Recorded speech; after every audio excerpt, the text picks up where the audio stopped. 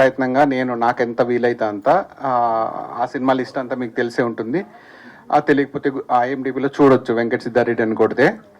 But అప్పటి నుంచి ఇప్పటి వరకు కూడా ఒకటే ప్రయత్నం, ఒక మోస్ట్లీ డెబ్యూ ఫిల్మ్ మేకర్స్కి when they have a original voice వాళ్ళని ఎలా అయినా ముందుకు తీసుకెళ్ళాలి, వాళ్ళ వర్క్కి గుర్తింపు రావాలి అనేది. సో ఇది ఎందుకు చేస్తున్నాను అంటే, నేను కూడా ఒక ఫిల్మ్ క్రిటిక్ గానే మొదలయ్యాను.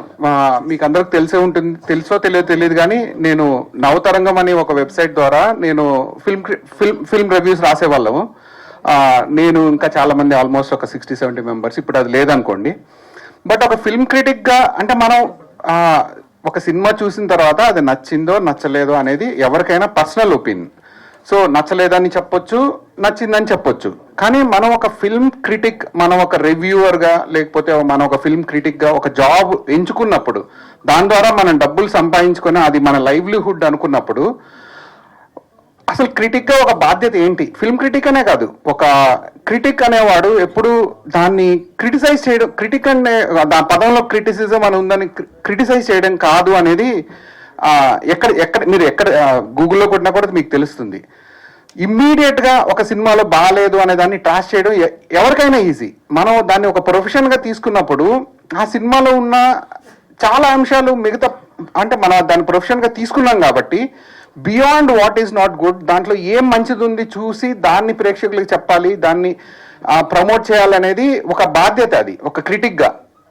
కానీ అది చాలా తక్కువ మంది చేస్తున్నారు. ఇమ్మీడియట్ గా దీన్ని ట్రాష్, ఏ సినిమా ఈ సినిమా ఆ సినిమా గురించి చెప్పట్లేదు.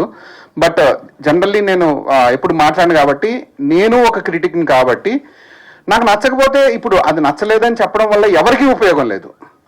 కానీ ఆ నచ్చని దాంట్లో కూడా ఏమేం బాగున్నాయనేది, ఈ సినిమాలో మీకు నచ్చకపోవచ్చు. చాలా మంది క్రిటిక్స్ దీన్ని సరే వాళ్ళ ఇష్టం వచ్చిన రేటింగ్స్ వేశారు, కానీ ఇందులో నచ్చడానికి అసలు ఎన్ని గొప్ప అంశాలు ఉన్నాయి. చైల్డ్ మాలెస్టేషన్ గురించి కానీ, చైల్డ్హుడ్ ట్రామా గురించి కానీ, ఉమెన్ అబ్యూస్ గురించి కానీ, ఉమెన్ ఎంపవర్మెంట్ గురించి కానీ, ఈ అంశాలు ఏవి అసలు కనీసం కనిపించలేదా? అంటే అంత బ్లైండ్ అయిపోయా మనం. హ్యావ్ వి నాట్ టేకింగ్, అంటే గుడ్డోల్లా చూస్తున్నామా? ప్రతి సినిమాని అదే లెన్స్ తో చూస్తామా? కమర్షియల్ ఎలిమెంట్ అంటే క్రిటిక్ అనగానే ఇది బాక్స్ ఆఫీస్ వద్ద హిట్ అవుతుందా లేదా, అది కాదు కదా మన క్రైటీరియా. మీరు జాబ్ చేస్తున్నది ఆ విషయం గురించి కాదు కదా, మీరు క్రిటిసైజ్ చేస్తున్నారు ఆ సినిమాని. క్రిటిసిజం అంటే appreciating what is good and telling what is bad.